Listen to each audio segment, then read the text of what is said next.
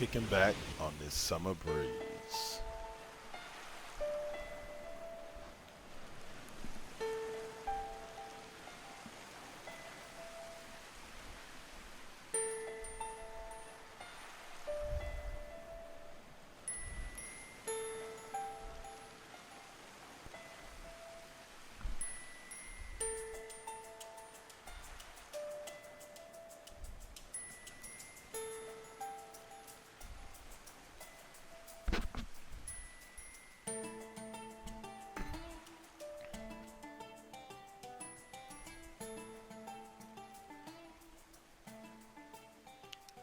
Welcome to Double K's Classroom.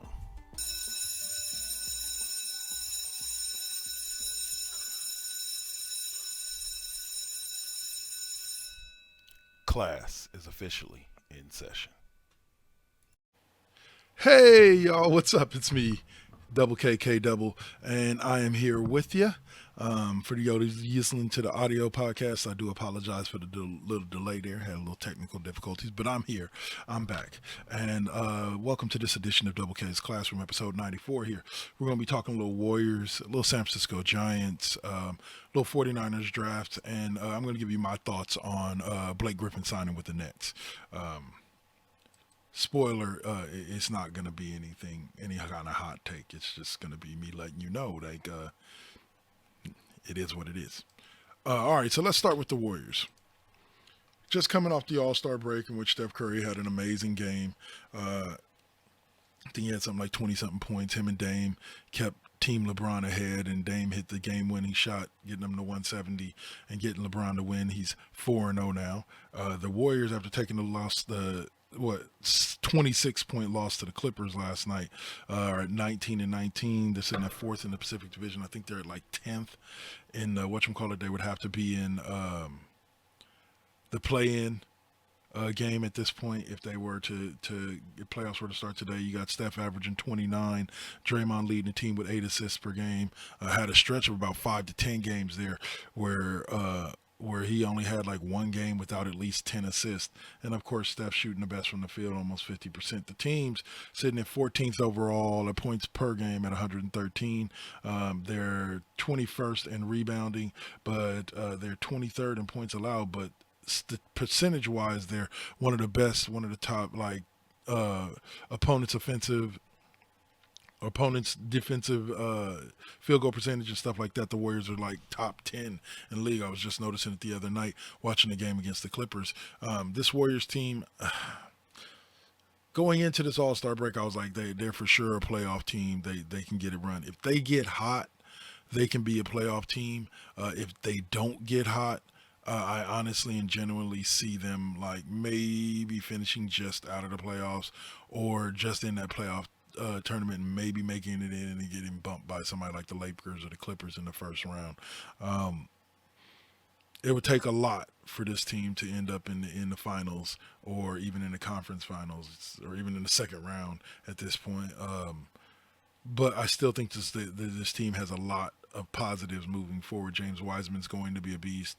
Next year, getting Clay back is going to be huge. I think they do need to bring back Oubre and also Andrew Wiggins because both of them were huge this year on the defensive side of the ball. And I think you add Clay to that duo of defensive monsters, and I think you got something that's going to be, with Wiseman behind him, I think you got something that's going to be real special. The Warriors are a team that Steve Kerr has emphasized coaching wise defense with all of them, and I think that he'll continue to do that, and as long as he does that, I think the offensive side of it will come together. Guys like Jordan Poole, Nick Mannion are getting their playing minutes now and learning how the floor the offense works, so that way next year they can be bench players that actually contribute. The All-Star game itself was like I'm not too happy with the current format of the All-Star game as it is with the team captains and all that, but everybody else seems to like it, so it is what it is. Like I said, Team LeBron won like 170 to like 146 or something like that over Team Durant, but It is what it's always been. Like, they don't play defense. They don't really push the ball. They're not really trying to beat each other. They're just basically out there throwing up shots and playing it like it's a scrimmage game. And some of that might have to do with the fact that, like, even LeBron didn't really want him to have an All-Star game this year. Um, but they did. So if they did, you're putting on a show for the fans. Even though the fans aren't there live, you're still putting on a show for the fans. So keep putting on that show. Um, but at the end of the day, Warriors playoff team, I doubt it. Or slim chance. Warriors championship team, not really. Um, but next year, should the league keep their eyes out for the Warriors? Oh, 100%. Because at this point, the Warriors are going to be something dangerous next year. But I'm going to keep reporting on them. I'll give you another report in a couple of weeks. Actually, in a couple of weeks, the next episode I do, I'm having a gentleman, former coworker, friend of mine named Marty on. He's going to talk a little hockey with us. So be sure to check in with us for that. It'll be the first time I've talked hockey in a long time. Um, but all right. So next up is going to be dun dun dun San Francisco Giants talk. We're staying in the same city, moving to a different team, y'all. The Giants so far this spring are what? Where are they? Damn, 3-5. They're behind Oakland, who's sitting at 6-5. They just recently lost. Let's see, to the. Oh, they just recently. Sorry, they just recently beat the Rockies 9-8. This is a team I don't really expect much from this season, even though I think they will be better than they were last year. I don't really expect much for them moving forward as far as getting deep into the playoffs or even getting to the playoffs. They have Johnny Cueto as their number two, Kevin Gossman is their number one, Anthony DeSclafani as their third string or their number three, Aaron Sanchez is their number four, and Alex Wood as their number five. A strong starting lineup, starting five, and they got Jake McGee as their closer, Whistler Garcia, Selman, Peralta, and Menez as their relief pitchers. Um, First base is still going to be manned by Brandon Belt. Catcher is still going to be manned by Buster Posey. Of course, they got Tommy LaStella away from the A's uh, to play second base. Evan Longoria is still the third baseman over there. One of the best. I thought he was one of the best third basemen in baseball since Tampa Bay. Brandon Crawford will be manning shortstop still. Alex Dickerson will be in left field. Marioso Dubon will be in center field, and then the grandson of one and only Mr. Mike Yastrzemski uh, will be playing right field, and then the DH when they need it will be Wilmer Flores. This is a team with a little bit of depth. I forget who the manager is at this point, but he's gonna have a tough time. He's truly gonna have a tough time keeping this team in line and keeping this team winning basketball games because, man, I tell you.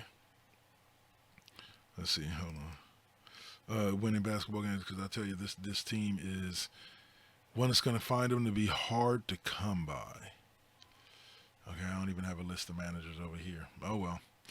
Um,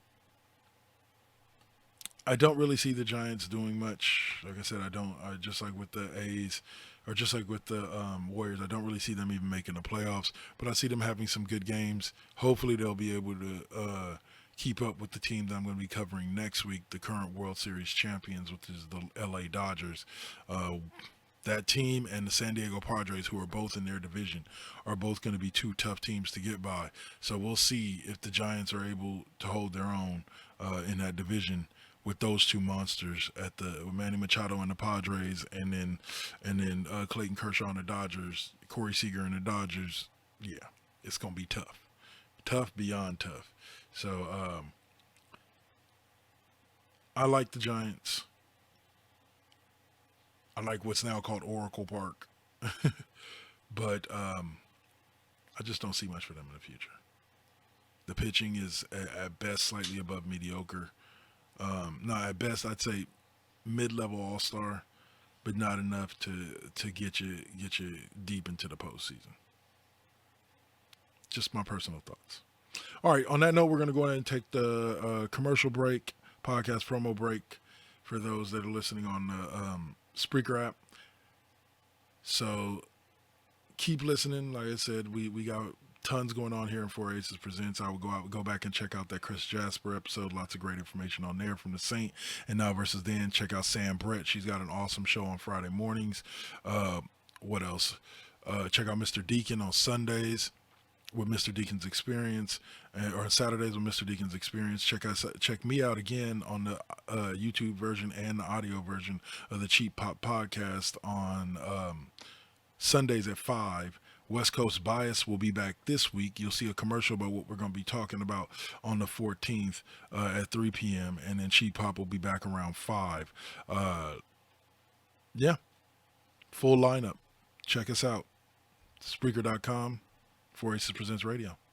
Peace.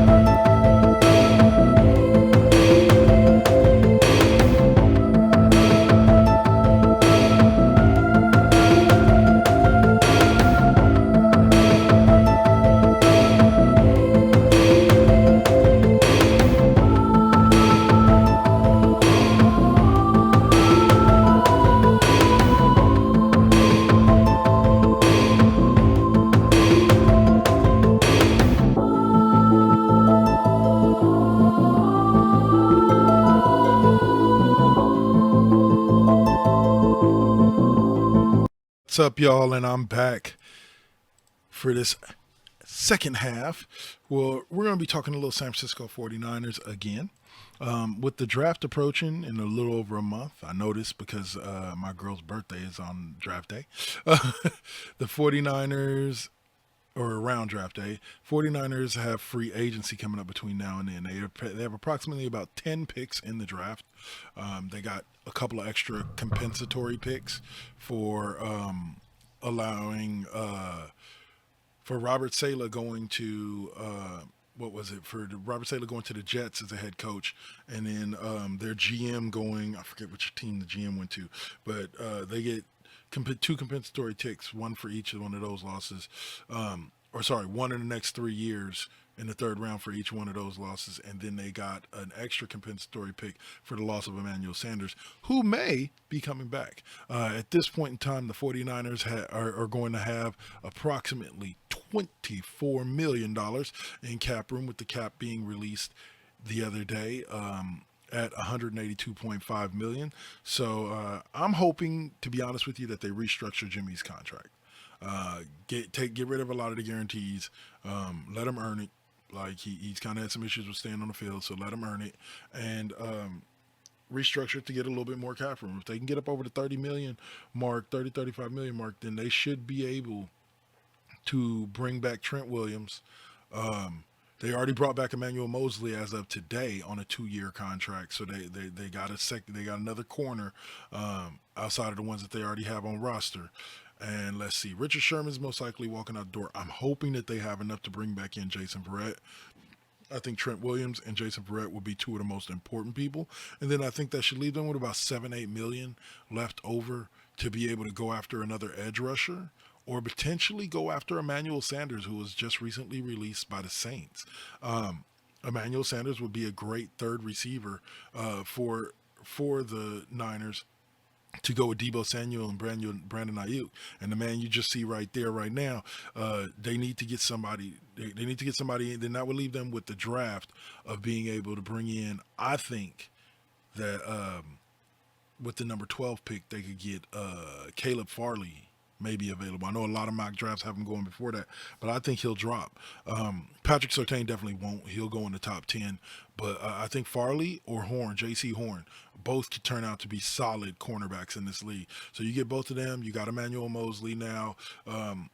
You got Jaquiski Tart, they're probably going to let go, but they got Marcel Harris and Jimmy Ward playing that safety position. Like there's potential all over the place there. The quarterback room, I think unless you're trading Jimmy, there's no reason with the quarterback room. They got Josh Rosen as a backup, who I think is a much better option than either Nick Mullins or C.J. Beathard, because the dude's proven that he can win games in this league.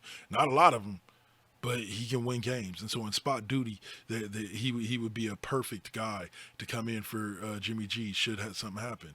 But if you're going to move on from Jimmy G, I was just telling Swab this earlier today, if you're going to move on from Jimmy G, I think it should be with Sam Darnold. Sam Darnold, you trade for him. His salary, I believe, is somewhere around $4 million for the next couple of years, for this year, and I believe he has one more year left on his rookie deal. Former number 2 pick, a lot of potential there. I think it will be a struggle the first few games with the Niners, but I think once you get him Trent Williams to protect his left-hand side, McGlinchey protecting his right, and you get him maybe, like I said, you go after a Joe Thuney from the Patriots, who was just recently released by the Patriots. He plays guard, center, and tackle, so you could use him anywhere on the line with what you already got with Laken Tomlinson and those guys. So I think that would be the best way for them to spend their free agent money, and then look to the draft. And like I said, either draft another corner or draft a defensive end, or draft an edge rusher to go opposite Nick Bosa. And unfortunately, I think they would only gain like $4 million in cap room by cutting D Ford, because he's got an injury guarantee, and it's going to be shit for trouble trying to trade his $20 million contract when he's not available. So sucks, but we're kind of stuck with D Ford, or we just got to cut him and eat the $16 million in cap hit. Unfortunately, this isn't like Matt. You can't just go in and erase the cap hits. But yeah, so hopefully they'll get D Ford to restructure his deal. I think that would be great. If he feels like he can go this season, I think it would be good to restructure him down to a prove it deal that has more incentives than anything else. Is stay on the field incentives, and keep him around if he feels he's going to be ready for next year. Because I like the idea of him opposite of we're probably Bosa. We're probably going to have to let Solomon Thomas go, but that's okay. I think Javon Kinlaw. We're probably going to have to let Kerry Hyder and DJ Reed, but once again, you can pick up some guys that for cheap that can help out there, or don't invest that much and invest some money in a guy like Ndamukong Suh, or try to go after somebody like that. But we'll see how that all pans out. He just won a ring with the Bucks in Tampa Bay, so he may be heading back there. But I think overall the 49ers have a pretty solid roster. They just need to really fine-tune it. Cornerback, of course, is the weakest position, so spend as much money as you can there. Like real talk. Like if you go out and I think Xavier Rhodes is going to be a free agent corner this year. If you can go after him, or like I said, get yourself a Patrick Surtain or Caleb Farley or J.C. Horn, go for it. Because that would help solidify, and then you can take a couple of other corners later in the game, or later in the draft. Because from what I've heard, this draft is cornerback deep, so it's deep at the cornerback position. So now, last subject I'm going to give you is my thoughts on the Nets signing Blake Griffin. Now, I'm not blind. I've been seeing everybody else's reaction. Oh, why does KD need so much help? I could have swore, like, once again, I don't understand why people don't understand this. Like, I understand this, and I don't understand why people don't understand this. I thought the purpose of playing basketball was to put the best possible team around you that you could. Now, I agree. LeBron needing help, hey, he needs help. What I get mad at is his fans making excuses for him needing help and then trying to give him all the credit when they actually win, when he needed all this help. I think KD and LeBron just understand the game on a different level. Like, they understand that, like, you need to surround yourself with as much talent as possible in order to win a title in today's league. That's just how it is. And so I'm hoping that this is something that ends up going well because I like Blake Griffin. I like Blake Griffin dating back to his days in Oklahoma. I've liked the man as a basketball player and as a human being. He's a pretty cool cat. So I think it's a great pickup for the Nets to sign Blake Griffin. I think it helps them round out their roster. There's talk that Andre Drummond, if he's bought out by the Cavs, may end up there. There's talk that Andre Drummond may end up in a Warriors uniform. We'll see, but I doubt it. But I would love to see him as a young mentor for growing, budding James Wiseman. But getting back to that Nets situation, I think it makes the Nets one of the better teams in the league. They were already kind of starting to get their groove and dominate with Harden, Kyrie, and Durant, and then you add a Blake Griffin. I doubt he's going to be starting, but he can play valuable minutes off the bench and come in and kind of do what Andre Iguodala did for the 2015 Warriors. Balance the team. Help the second unit out. He's become more of a jump shooter than he used to be. Not necessarily as athletic as he was before, so he's not hopping and jumping and dunking all over the place. But, man, does the guy still have a shot? Yeah. Can the guy still go? 100%. So anybody that hates on the signing of Blake Griffin, you're dumb. You heard it here, right here on Double KK Double Network 4 Aces Presents. You're dumb. Period. And there ain't about agreeing with my opinion. It's about, look at Blake Griffin. He still has something to offer. 12 points, 8 rebounds is not bad for a bench player. Matter of fact, it's about what you want out of your bench power forward. So other than that, continue to check us out. Like I said, we got West Coast Spies coming up this week. We got Cheap Pop Podcast still coming up this week. Check out the commercials for both of those right after this episode is over. And for those of you listening on Spreaker, just check us out on Spreaker, www.spreaker.com, 4 Aces Presents Radio. Yeah, keep listening. Y'all have a great day. Y'all know once the music hits and the bell rings, class is dismissed. I'll see y'all later. Peace.